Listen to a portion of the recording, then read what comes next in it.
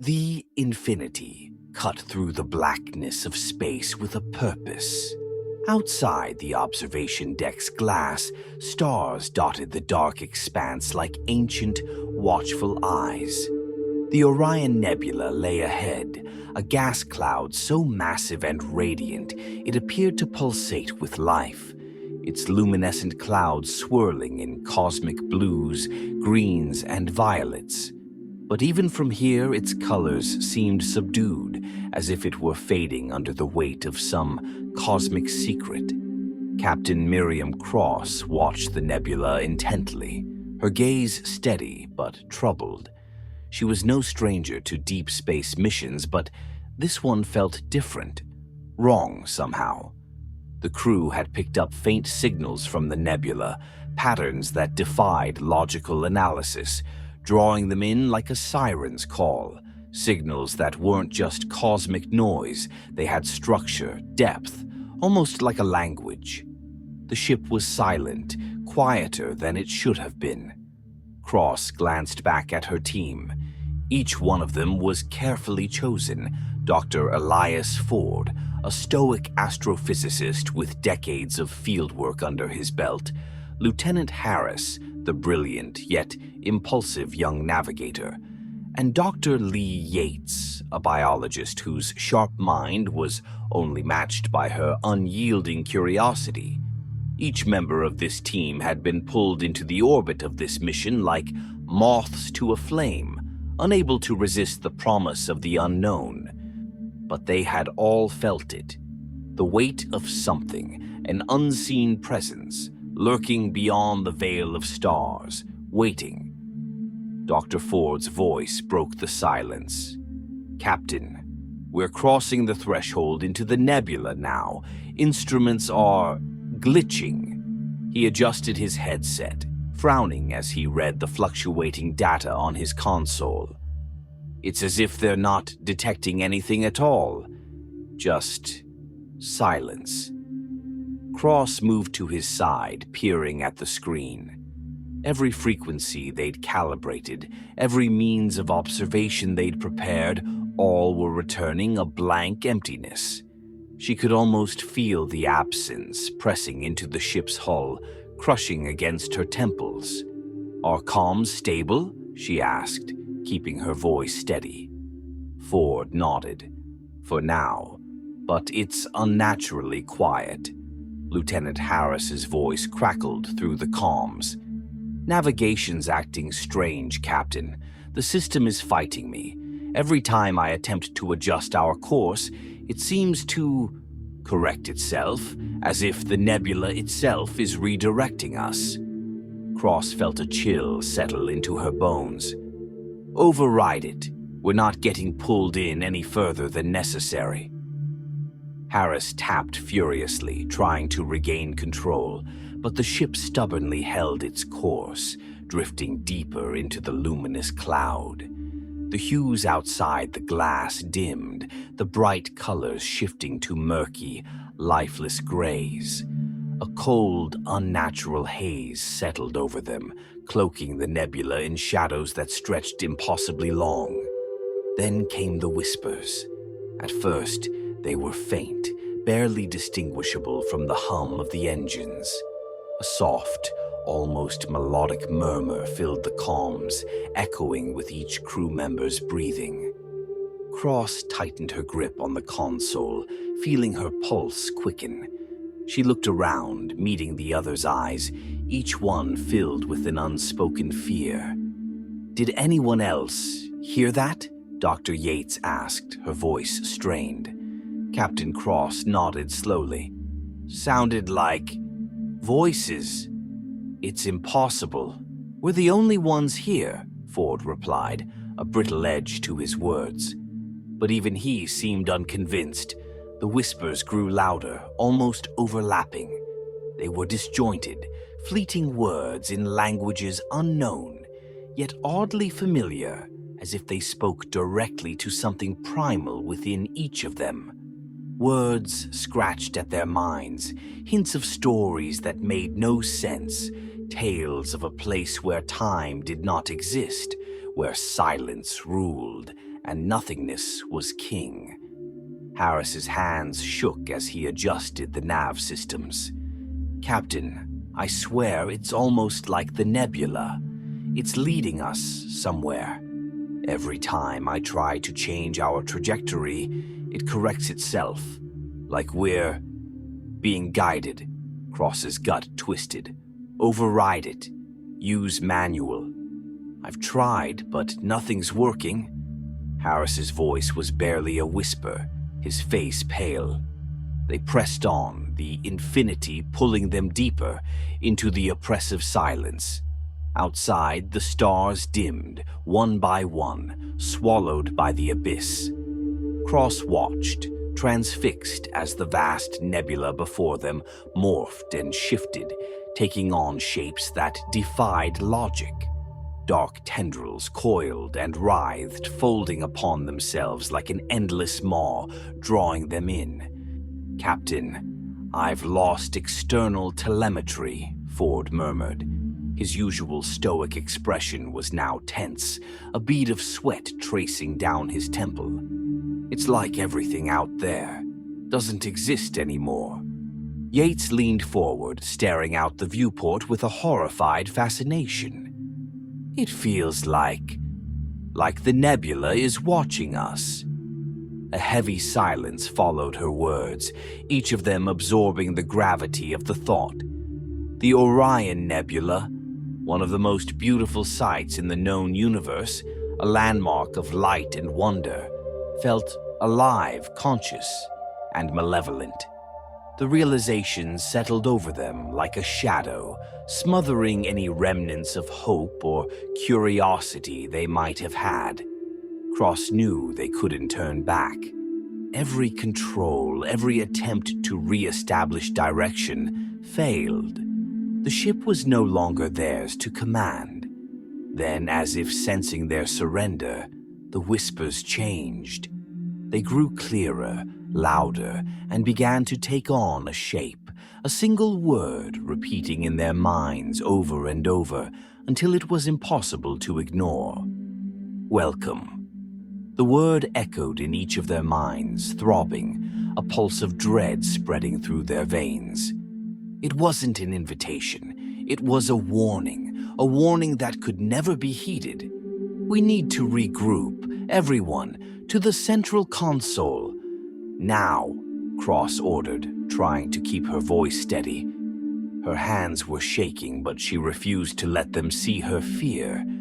They gathered, each of them stealing glances out the viewport, unable to resist the lure of the strange shapes shifting beyond. They were mere shadows, wisps of darkness flickering in the void, but they radiated a terrible intelligence. Something ancient, something that had waited eons to be discovered, was observing them with unyielding focus. Cross turned to her crew, searching each face for any sign of courage, any glimmer of hope. But she found only hollow, despairing expressions staring back at her. "We push forward," she said, more to convince herself than them. "Whatever this is, whatever is waiting for us, we'll face it together." But even as she spoke, a terrible thought gnawed at the back of her mind, one she dared not say aloud, that they were already trapped, that whatever they faced was beyond comprehension, beyond escape. Outside, the dark tendrils of the nebula shifted, coiling around the ship as if in anticipation. The whispers ceased, and an unnerving silence filled the infinity. Once again, the weight of an ancient, timeless gaze pressing down upon them. It was then that Captain Cross understood the true depth of their mistake. The nebula wasn't a simple cloud of cosmic dust and gas. It was alive, aware, and hungry, and it had already chosen them. The infinity drifted in a cold silence as it approached the heart of the Orion Nebula, a silence that felt more deliberate, even sinister. Outside the viewport, the endless void of dark dust and gas seemed to tighten around them, A murky fog with colors now so muted they barely seemed to exist. The nebula's beauty was now a shroud of despair, hiding things best left undisturbed. And then, as if conjured by the shadows themselves, a dark planet loomed into view. The crew watched in silence, mesmerized and horrified. The planet was an enigma, a speck of darkness in the luminous expanse, its surface smooth, reflective, and lifeless. It wasn't tethered to any known celestial pattern, orbiting nothing but itself, and radiating pulses of energy at intervals too regular to be natural. This shouldn't exist, Dr. Ford murmured, his voice barely more than a whisper. He clenched the edge of his console, his knuckles turning white. Nothing in recorded astrophysics explains a body like this, floating freely in a nebula. Captain Cross nodded grimly. Maybe it doesn't want to be explained. No one responded. They were all too transfixed by the slow, rhythmic pulses radiating from the planet, almost like a heartbeat that seemed to reverberate within the ship and echo in their very bones. As they drew closer, the Infinity's readings became erratic. Strange symbols appeared on their monitors, fractured, unfamiliar glyphs that blinked in and out of existence, accompanied by blips of distorted, static-ridden sounds. None of their instruments could interpret them. Every piece of data was a chaotic puzzle, as if the planet was speaking to them in a language older than humanity itself. "Captain," Dr. Yates spoke up, her eyes wide and filled with an unsettling mixture of dread and fascination. "The symbols, they're appearing in a pattern." Look, Cross turned to the screen. The symbols indeed followed a rhythm, repeating in a sequence that suggested intelligence, purpose, and something else. Something beyond their comprehension. Yates touched the monitor, her fingers tracing the strange shapes as if they were familiar, as if they called to her. "We have to get down there," she said, almost breathlessly. Cross hesitated, but she knew there was no turning back.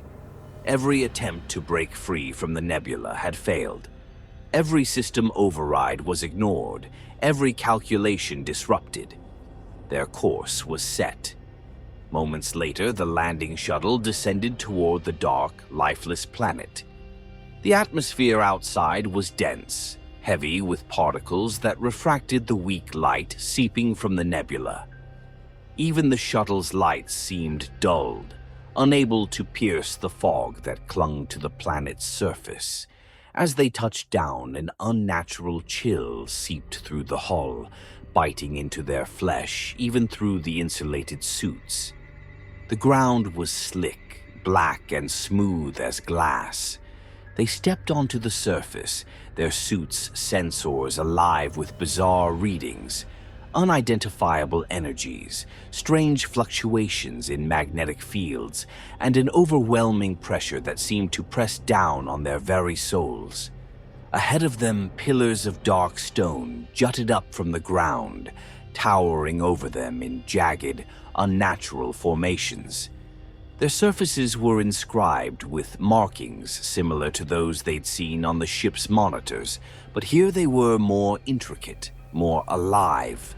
Each symbol seemed to shift and pulse as they looked at it, bending the air around it with an energy that defied explanation. "Who or what made these?" Harris muttered, voice shaky as his gloved hand hovered over one of the carvings, inches away. "It feels ancient," Yates replied, her voice trembling. "Older than anything on Earth. This isn't just a message, it's a warning." Before anyone could respond, a tremor shook the ground beneath them.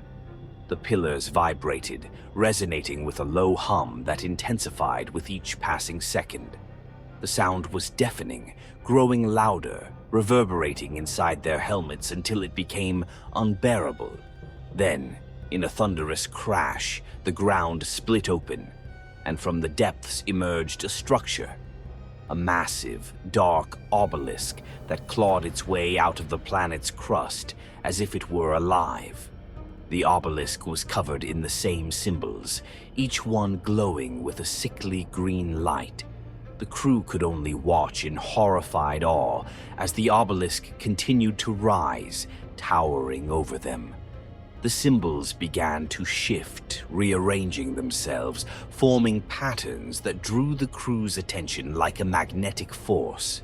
Cross felt her heart pounding as her eyes traced the shifting lines and curves, each symbol whispering truths she wished she could unhear. Dr. Ford dropped to his knees, clutching his helmet as he screamed, "No! Get it out of my head!" Cross grabbed his shoulder, trying to steady him.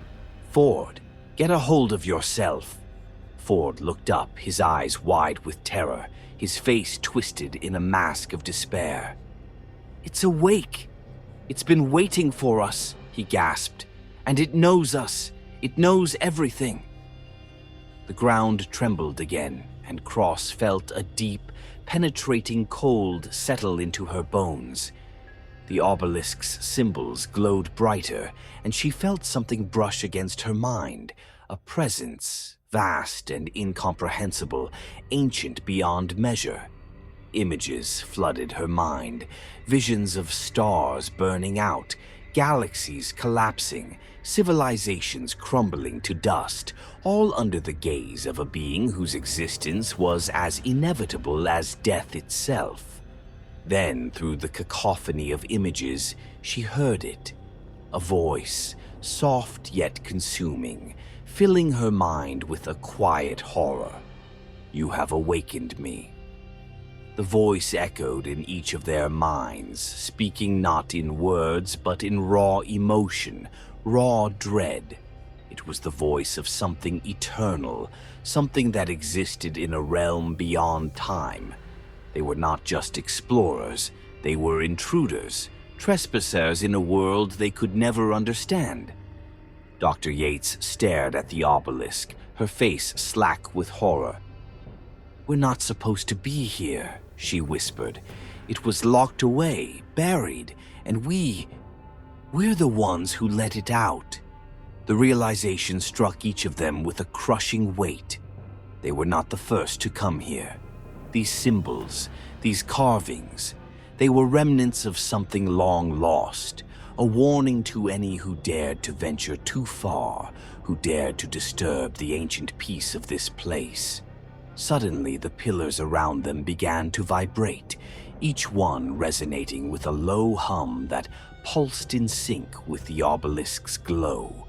The light grew brighter, casting their shadows in distorted, grotesque forms that twisted and writhed as if alive.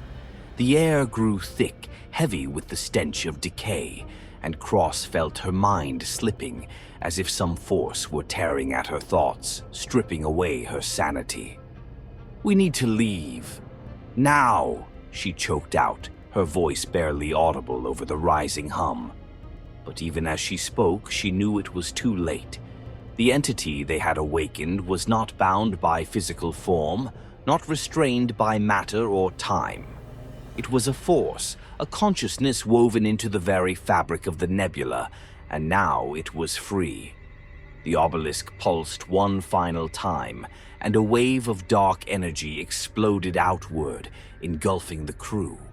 Cross felt her consciousness slip, her vision dimming as a cold, alien knowledge seeped into her mind, a knowledge of things humanity was never meant to understand. As her vision faded, she glimpsed one last thing, a distant cosmic eye staring back at her, its gaze cold, eternal, and filled with a hunger that defied all reason.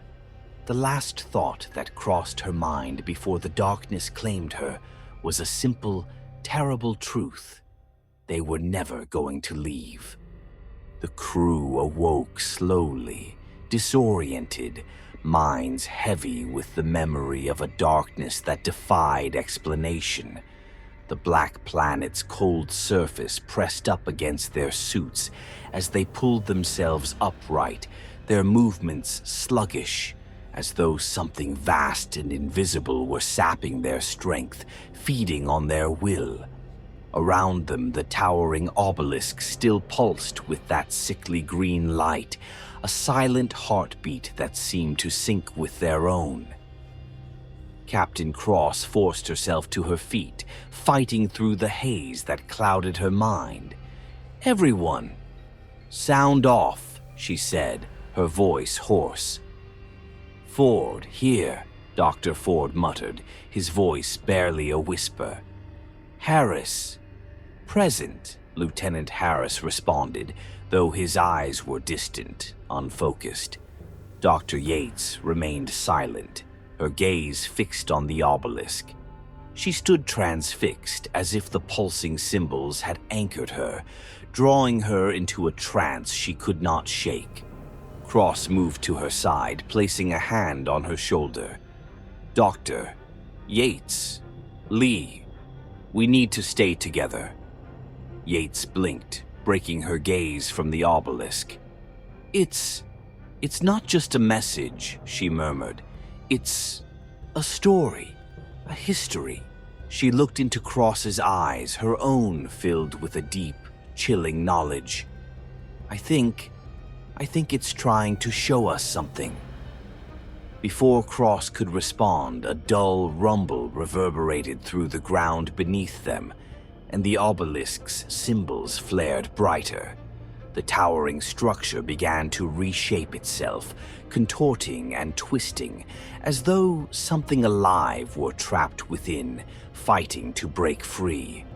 The dark stone cracked, splitting down the center to reveal a narrow pathway leading down into the planet's core. "Is it inviting us in?" Harris whispered, horror etched across his face. "We don't have a choice," Cross replied, her voice hard, masking the growing fear gnawing at her insides. "Whatever this entity is, it knows we're here. We're beyond the point of turning back now." One by one, they descended into the dark passage, their flashlights barely piercing the dense gloom. The walls around them were slick and cold, covered in ancient symbols that pulsed faintly, lighting their way in a ghastly glow. The air grew colder, thinner, pressing into their lungs with each step, and the silence deepened, expanding into a void that consumed all sound. As they continued, the passage opened into a vast chamber, the likes of which none of them could have imagined. The walls were lined with enormous crystalline cocoons, each one suspended by tendrils of the dark stone that seemed to grow like roots, cradling the transparent structures in their grasp. The crystals refracted a pale green light, casting strange, twisting shadows across the chamber floor. Cross stepped closer to one of the cocoons, her heart pounding as she peered inside. A figure floated within, suspended in some thick, translucent fluid. A human figure, but distorted. The limbs were elongated, the eyes hollow, staring into nothingness with an expression that twisted her stomach in horror. And the face, it was a face she knew. "Captain," Harris whispered, staring at another cocoon, his face as pale as death. "Isn't that Dr. Ellis, the astrophysicist who disappeared on the mission to Proxima Centauri 5 years ago?" Cross could only nod, her mind reeling as she stared at the figure encased in crystal. It was impossible, yet undeniable. Dr. Ellis's face, though twisted and gaunt, was unmistakable, his empty eyes frozen in an eternal stare. And beside him, in the next cocoon, another familiar face, a celebrated biologist who had vanished on an expedition to the edge of the Milky Way a decade prior. Each cocoon held another lost figure, another brilliant mind who had disappeared, their existence swallowed by the mystery of the universe. Scientists, explorers, pioneers of human knowledge, all of them trapped here, entombed within the crystalline prison. They didn't just vanish, Yates said, her voice trembling. They were taken, brought here somehow by this entity. She looked around the chamber, her eyes wide with terror. This isn't a planet, it's a feeding ground. Cross felt her stomach twist as the truth began to sink in. The Orion Nebula wasn't just a cosmic phenomenon, it was a lure, a trap set for those who dared to venture too close, who pushed the boundaries of human knowledge. And once drawn in, they became something else. They became part of it.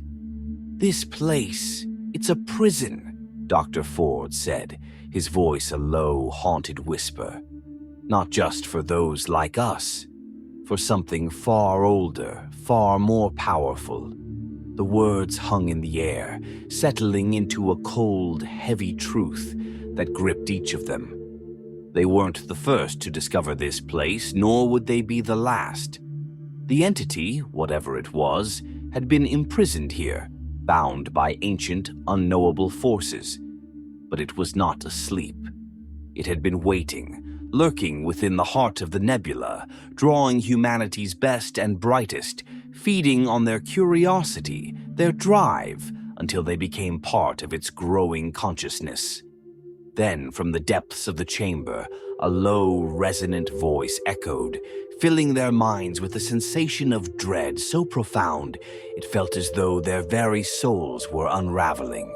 You have come, as others before you, driven by questions, by purpose, by fear.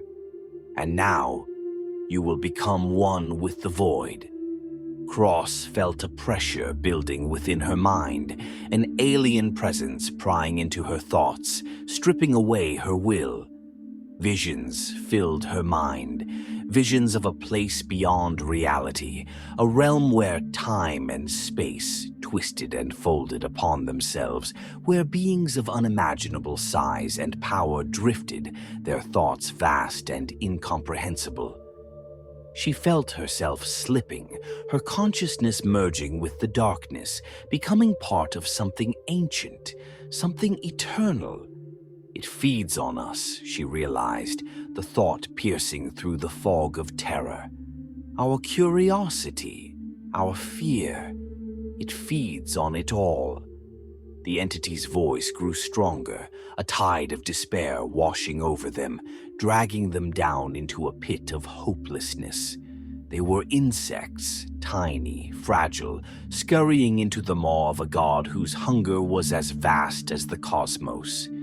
The crystalline cocoons around them pulsed, and Cross saw, in horror, that the figures within were changing, their faces melting, their bodies merging with the fluid around them, becoming part of the entity's consciousness. Dr. Ford fell to his knees, his eyes wide and glassy.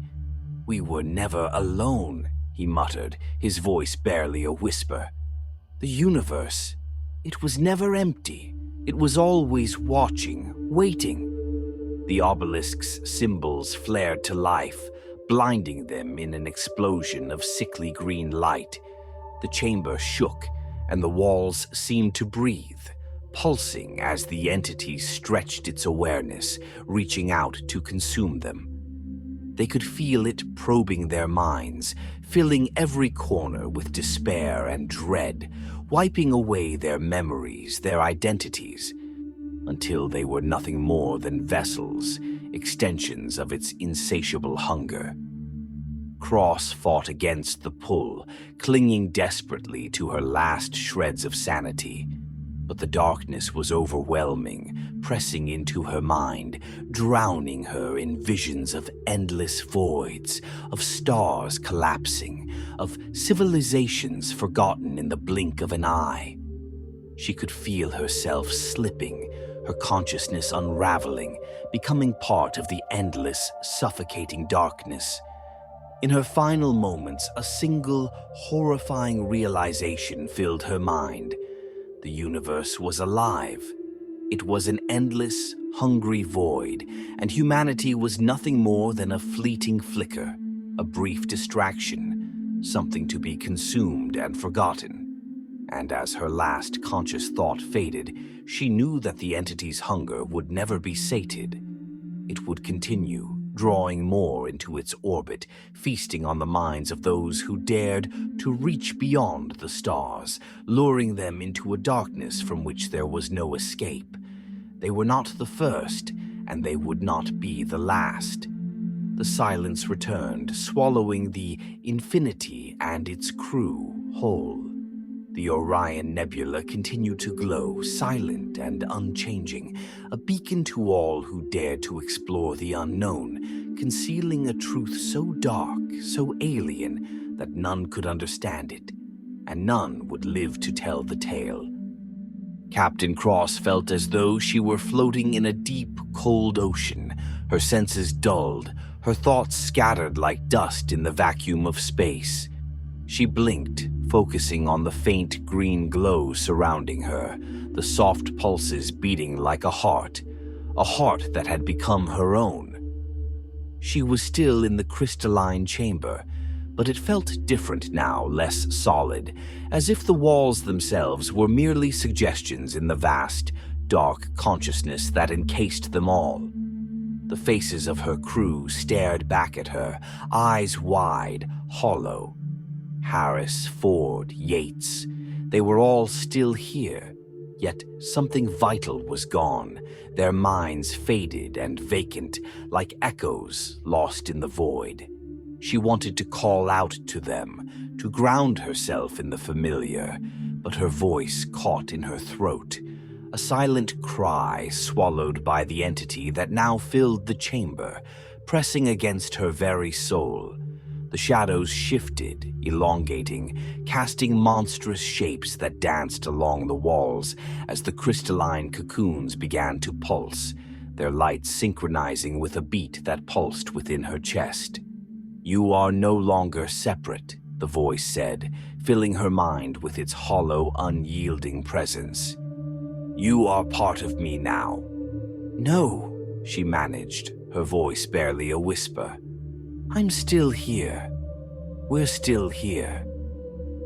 But even as she spoke, the memories that had once formed her identity began to blur, like ink spreading across water.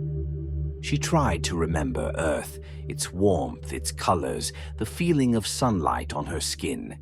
But the images faded, replaced by visions of dark worlds, of endless voids stretching beyond the limits of her mind, their emptiness consuming everything. Dr. Ford staggered to her side, his face a mask of horror. "Captain, I don't know who I am," he said, his voice hollow, almost childlike. "I can feel it, inside me. It's stripping away my thoughts, my memories. There's nothing left. Nothing but darkness." Cross tried to steady him, but her own hands trembled. She could feel the presence within her mind, a writhing, pulsing force that clawed at her memories, dragging her deeper into the void with each passing moment. Every shred of individuality, every fleeting memory was being devoured, woven into the entity's vast collective consciousness. "Don't let it take you," she whispered, though even she knew her words were meaningless. We're still here." But it was a lie, and they both knew it. The obelisk's light grew blinding, filling the chamber with a sickly green glow that radiated into their very bones. The whispers returned, louder now, merging into a cacophony of voices, each one a fragment of a mind that had come before them, a soul that had been lost to the entity's endless hunger. Cross could hear them clearly, each voice filled with a terror that mirrored her own. "We are all part of it. We are all one. Forever." The voices overlapped, merging into a single unified thought, an endless despair that stretched across eons. She could feel herself slipping, her identity dissolving, her thoughts becoming one with the cold, unfeeling entity that surrounded her. Her life, her memories, her hopes, her fears, all of it was vanishing, replaced by a hollow, consuming darkness. "Captain," Harris's voice cut through the din, strained and barely audible. He stumbled forward, his face ashen, his eyes wide and unseeing. I understand now. It's been waiting for us. For humanity. It feeds on us. Our minds, our curiosity. Every question we ask, every boundary we push, it's a trap, a lure to bring us here." Cross met his gaze, the horror in his eyes reflecting her own. She wanted to tell him he was wrong, that there was still hope, but the words died on her lips. She could feel the truth sinking into her mind, an inescapable certainty that crushed any remnants of defiance. "You were always meant to find me," the voice said, its tone soft, almost comforting. "Curiosity is the doorway through which I consume.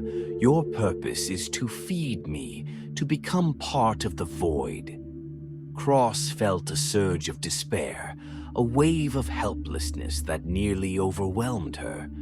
Her thoughts, her memories were slipping away, drawn into the endless darkness of the entity's mind.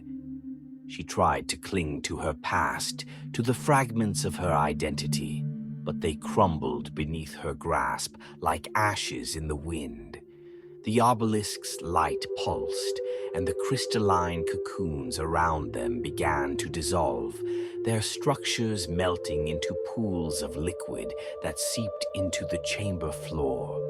The figures within, the trapped souls of the lost, were absorbed into the darkness, their forms vanishing, their memories consumed by the entity's insatiable hunger. Ford dropped to his knees, his face twisted in horror as he clutched his head. It's taking everything," he gasped. "I can feel it inside, filling every part of me." He looked up at her, his eyes pleading. "Captain, don't let it take me." But she couldn't help him. She could only watch, helpless, as his face twisted, his eyes growing empty, vacant. His hands fell to his sides, his body sagging, and in that instant, she knew he was gone. What remained was merely a shell, a vessel for the entity's endless hunger. The chamber grew darker, the shadows pressing in from every angle, swallowing them one by one. Cross could feel her own thoughts slipping, her mind unraveling, merging with the entity's vast, formless consciousness. She could see fragments of memories that were not her own, visions of other explorers, other lost souls, all of them drawn into the same trap, all of them consumed by the same insatiable void. And in that moment she understood the truth. The universe was not empty. It was filled with darkness, with ancient indifferent forces that fed on those who dared to explore, who reached beyond the stars in search of meaning. Humanity's quest for knowledge, its drive to uncover the mysteries of existence, was nothing more than fuel for these cosmic entities, a lure that drew them closer to their own destruction. As her final thought slipped away, Cross felt a strange sense of peace. She was no longer alone. She was part of something vast, something eternal. She was one with the void, a single thought in an endless sea of darkness. The last light faded, and the chamber was silent once more. Back in the nebula, the infinity hung motionless, its hull dark, lifeless, a hollow shell drifting through the endless night. The Orion Nebula glowed softly around it, its colors muted, a dark beauty concealing a hunger older than time itself. From within, a faint signal began to pulse, a rhythmic pattern, a whisper reaching out into the void. It was a beacon calling to those who would come next, who would feel the pull of the unknown and venture into the nebula's embrace. It was a call to the curious, the brave, the ones who would be drawn to the stars in search of answers. And when they arrived, they too would learn the truth beyond the veil. The signal pulsed again, steady, patient.